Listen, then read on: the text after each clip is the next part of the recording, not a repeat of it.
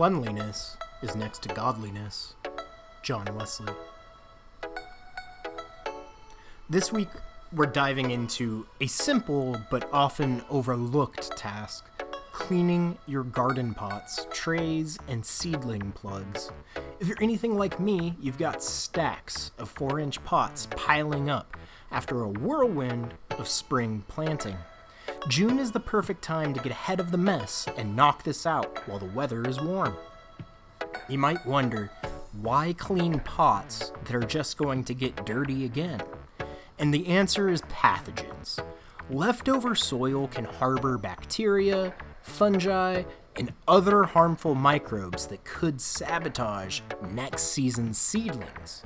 Taking time now can save you time and plants later. Here's my process. Give all your trays and pots a quick bath in warm water with dish soap. Use a microfiber cloth to scrub away any stubborn grime.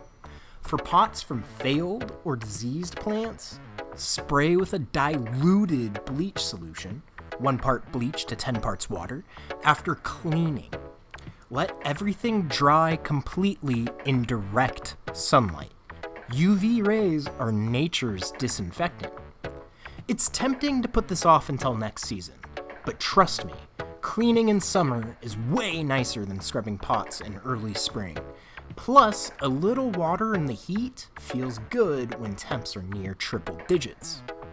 Do you have a pile of trays and pots sitting around, collecting dirt and who knows what? Give them a wash now and your future garden will thank you. Let's grow!